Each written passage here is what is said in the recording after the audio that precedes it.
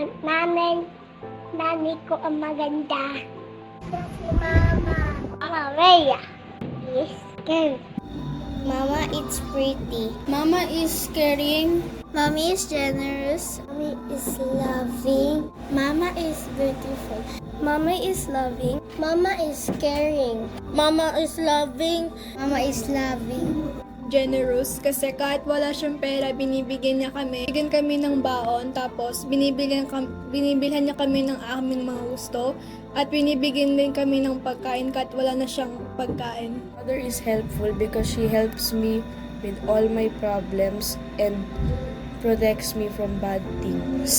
Ma, para sa akin mabait ka. Kahit hindi ka perfecto, mahal na mahal kita. Kasi ikaw nang magpapalaki sa akin, pati sa kapatid ko. Mama po ay matulungin.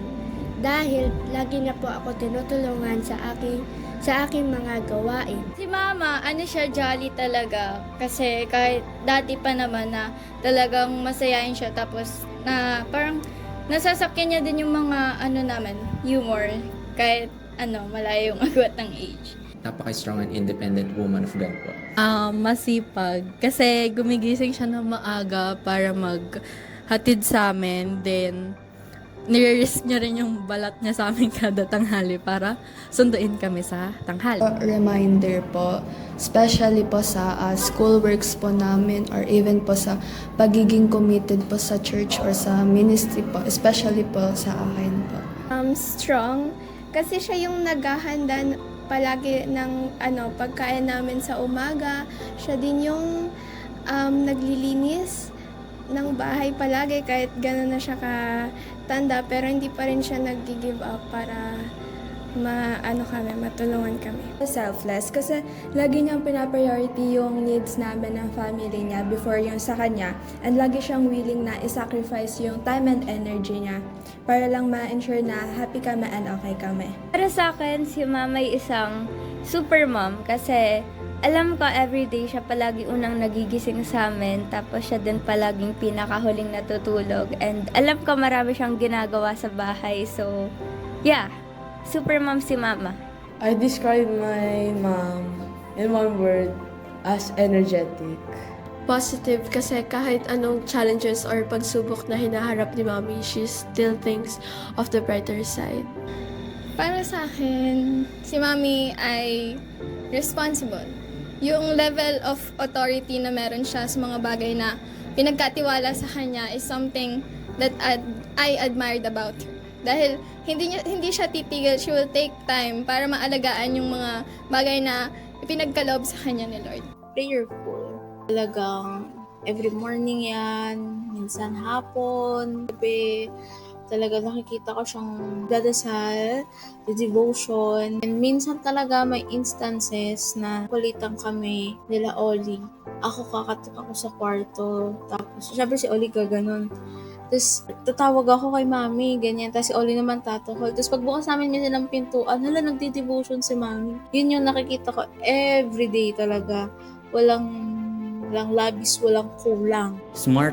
Describe her that because she knows how to take care of us smartly, how to finance our needs for our everyday life. Tapos, siguro one word to describe my mother or grandmother or let's say yung tita or lahat ng is provider. Para sa akin, 2 words, yung perfectly perfect. One word, strong. OA. OA. Overacting siya lagi sa lahat eh. Diba, meron si OA tsaka si nonchalant. Sila yun, nanay, tatay ko. Tatay kong nonchalant, nanay kay OA. One word na magde-describe kay Mama, practical. Tutunan ko po kay Mama ay ang pagiging faithful kay Lord. Lagi mag-pray kahit kanino, kahit ito man ay iyong kalaban o kahit ito man ay iyong mahal sa buhay. Pagiging malikhain at pagiging mabait sa iba.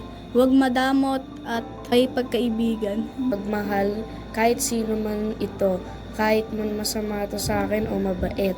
Siguro po kung hindi po siya nagsawang mangulit po sa akin sa pag-i-invite po para ako po ay madala po sa Iglesia ni God. Siguro po, ngayon namumuhay pa rin po ako sa mga makamundong gawain po. Accept. I-accept yung mga bagay na binigay sa'yo kahit maganda man yan or masama.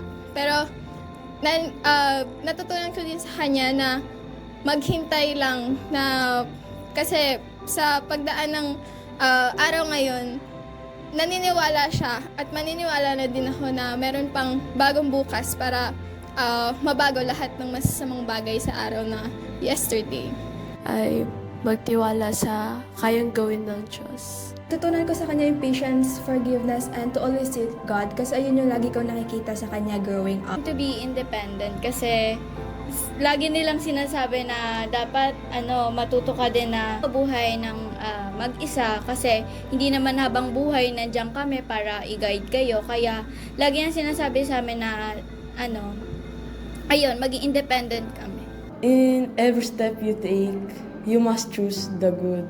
Maging matipid kasi lagi ko naubos yung pera ko, yung baon ko kahit na panggamot niya na yung binibigay na baon sa akin. In math, there's a lot of equation but there's only one answer. Magtiwala sa sarili kasi hindi ka makakapag-move forward kung wala kang tiwala sa sarili. Put God first in your life and always seek guidance and understanding on Him po. Pray bago mag-exam. Nadala ko na siya simula pagkabata hanggang ngayong matanda na ako. Talagang lagi yun, naka-engrave na siya sa heart ko na magpipray every exam. Kahit gano'n pa ka-confident na nag-aral ka, talagang magpipray ka pa rin ng guidance kay Lord, ng wisdom. Take ka ng risk sa buhay mo. Si Mama nag-venture out naman siya sa iba't ibang mga sidelines, business, networking, or stuff. So, ayun, mag-risk ka. Siguro kung lahat ng tinuturo niya sa akin is sum up ko na lang na apart from the Lord, you can do nothing. To never give up. Na-experience namin from nothing to something talaga. So, yung mga natutunan ko is yung how never give up, being a fighter. Yung pagiging strong and godly person. Kasi nakita ko kahit na anong problems is talagang hindi sila sumusuko and they always pray lang palagi. Huwag sumuko kahit na anong problems pa yung pinagdadaanan. Gawin mo lahat ng gusto mo. Gusto mo magsasyabu. Siguro gawa ng alam kasi nila mama na lumaki kami na Christian kasi. So alam namin in a sense, alam namin tama mali. Kaya pero siguro confident sila na hindi kami maglolo ko. Pero yun nga, di ako nagsyabu. Nakuha ko sa kanilang lahat yung tiwala kay Lord. Tsaka yung kahit anong circumstances is basta sama-sama yung family. Hindi mo ramdam na may problem or kung ano yung pinagdadaanan. Basta pagtulungan lang, okay na. Inspire ako ni Mama na magpursige, na mag-aral. Kasi, para sa family namin, para mas maging mabuti kami.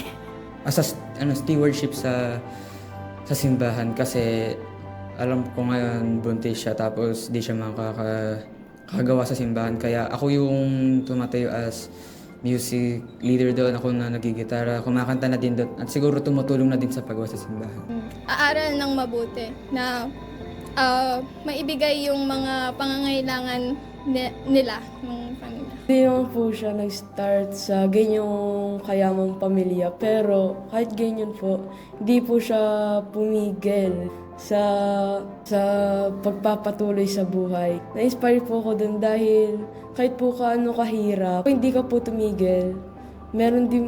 Meron ka pong prize na makuha sa inyong pagsisikap. Magpatuloy po sa buhay at the same time mag-aral po na mabuti para po magkaroon ako ng magandang future at saka para rin po sa akin.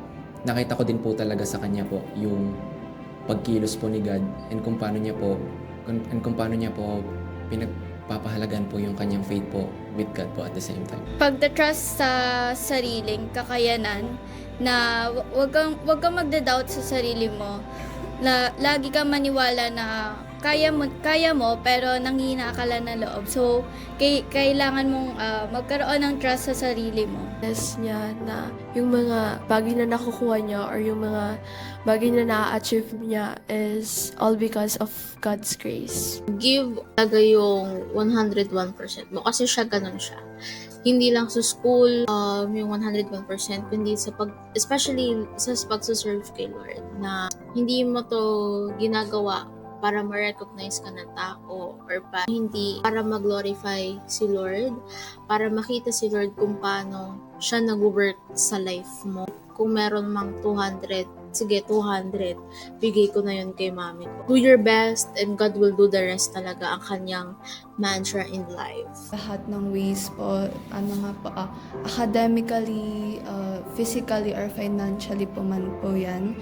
And para din, Magtapos ng pag-aaral ko po and para din po mabigyan ang inay ng magandang buhay sa future. A strong woman like her. So growing up, lagi ko nakikita yung tibay na loob niya when facing life challenges. Din ako sa sa mama ko, sa lola ko, sa mga tita ko. So, they inspire me kasi sila eh. Talagang hindi sila nasuko, and then talagang isang nanay kasi hindi nakakalimot, tapos lagi nilang nararamdaman kung ano yung nararamdaman ng isang anak. So, minsan lang, kumustahin ka lang, alam na nila yon pero hindi nila sinasabi sa'yo, hinihintay ka na lang nila magsabi. So, they inspire me to move forward in life kahit na marami kang problems. Kasi, kung sila nga, na taguyod tayo, and then, yun. Nakita ko yung kung paano sila actually, hindi naman si mama, pati rin naman si papa. Yung nila, kung paano nila inahon kami. Kasi naalala ko dati, kahit yung mga babayaran sa school, hindi ma-provide. So, ayun, na-inspire ako na na parang gagawin lahat para sa maging comfortable yung family. Yan. Tsaka huwag kang masyasyabu. Hindi, no? Siguro yung point na may yung may pinagdadaanan siya. So, na-inspire ako doon kasi yung desire ng puso niya, kahit may pinagdaanan siyang ganun, is open na open pa rin siyang tumulong sa ibang tao. Di ba yung nanay, isipin mo yung nanay, mga ugali ng nanay, lahat gagawin para sa family nila. So ngayon, sa akin, kumbaga, gusto ko rin gawin lahat para makapagbalik sa kanila. It's not yung, parang hindi yung parang utang na loob ko sa kanila na nakatapos ako, kung nasan man ako ngayon. Pero it's the desire of my heart na ibalik sa kanila because sila din naman yung out of their own will or out of their own decisions na tulungan nila ako during ng mga pag-aaral. Inspired me kasi along the way nung binubuo niya yung pangarap niya na company. Nasa gilid niya ako. So habang binubuo yung career ko, nakikita ko habang tinutulungan ko siya, nakikita ko na nagsasucceed. Doon ko realize na yung fighting spirit ni Mama is talagang matibay. Firm siya sa gusto niyang maabot. And then ngayon nag-harvest na siya ng lahat ng pinaghirapan niya noon. Happy Mother's Day, Ma. I love you. Happy Mother's Day, Nanay. I love you.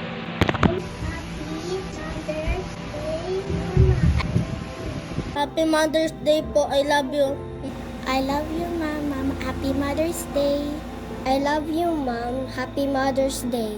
Happy Mother's Day, Mommy. I love you. Love you, Mother. Happy Mother's Day. Happy Mother's Day po. I love you. Mother's Day po. And I love you po. Happy Mother's Day po. I love you. I love you, Mommy. Thank you for taking care of me. Happy Mother's Day. Happy Mother's Day. Mahal na mahal po kita. Sorry po kung minsan makulit po ako at pasaway. Pero po, kahit makulit po ako, ay mahal na mahal po kita. Happy Mother's Day po. Mother's Day, Mama. Thank you for taking care of me. Thank you na pinaaral mo ako. Thank you for being generous. Thank you for praying for me. Thank you. Happy Mother's Day. Happy Mother's Day, Mami. Salamat sa pag-take care po sa akin.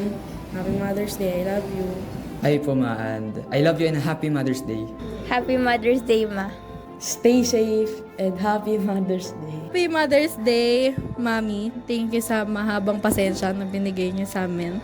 And thank you din po dahil sinusuportahan niyo po kami sa mga gusto namin. And unti pa kaunting kembot na lang magka-college na and then magtatrabaho na ako. And ibibigay ko sa inyo lahat ng kailangan niyo and ng magandang buhay. That's all. I love you so much. Happy Mother's Day, Mommy. Maraming salamat sa sacrifices and pagmamahal mo sa amin. I love you. Happy Mother's Day! Happy Mother's Day po to my strong and independent Mama Che. Thank you po kasi na-inspire niyo po akong umattend ng church at muling magbalik sa aking ministry. Thank you po sa walang sawang pangungulit at pag-invite sa akin para madala ako sa Iglesia ni God. I hope you'll always be strong po sa work ninyo and especially po sa faith po ninyo kay God. Happy Mother's Day po and God bless you po. Happy Mother's Day, Nay. Thank you sa mahabang pasensya and di ka nag-give up sa akin kasi kahit sobrang pasaway ka. Love you. Happy Mother's Day po, Mami and Mama. Salamat po sa sacrifices, love, and support na binigay niyo po sa amin. And I will always be grateful po na naging Mami and Mama ko po kayo po. I love you po and God bless. Happy Mother's Day, Ma. Thank you sa sacrifices tsaka sa love. I love you. Happy Mother's Day, Mama. Thank you po sa sacrifices and sa hard work mo para sa amin. And na-appreciate din namin yung unconditional love na binibigay mo sa amin every day. Thank you and God bless you. Hi, Mami. Happy Mother's Day.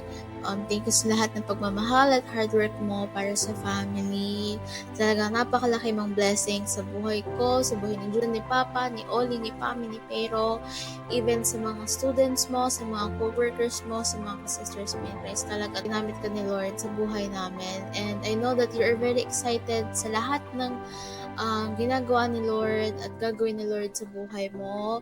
I pray that you will stay healthy and mag-iingat ka palagi. And sana matapos mo na yung King of Tears para mapag-usapan na talaga natin si Bacon mo at si Hong Yain. Happy Mother's Day, mahal na mahal ka na. Bigyan ako ni Lord ng chance na mamili ulit ng nanay. Ikaw pa rin pipiliin ko, ma. Pero kasi yung nanay ko, so para sa akin siya yung the best na nanay. Wala namang ibang nanay eh. Happy Mother's Day. Happy Mother's Day and alam nyo na po lahat yon sa mama ko sa Japan, si Mami Aida, siyempre si Tita Sel, naging nanay din namin yan ni Joshua, tsaka spiritual mother, and yun lang sa lola ko, sa mga lola ko, or sa mama ko, lalo na sa Japan. Alam nyo na lahat yan, and Happy Mother's Day po. Happy Mother's Day po. Thank you sa lahat ng efforts and sacrifices. I love you. Thank you po sa lahat ng sacrifices. Thank you din sa lahat ng failures siguro at saka sa success na experience namin bilang mga anak. Yun lang. Happy Mother's Day sa mama ko, sa lola ko, kay tita. Siguro stay who you are and patuloy lang tayo sa pagsaserve kay God. Let's always pray. Although marami tayong pinagdadaanan, hindi lang naman tayo may pinagdadaanan in life, pero laban lang. Darating yung time na makakaahon din tayong lahat. And also, yun, last message ko siguro is, kahit na hindi ko kayo lagi nakakausap, is mahal ko kayo and miss ko kayo. And to all the moms out there, I just want to greet you a happy Mother's Day. I love you all.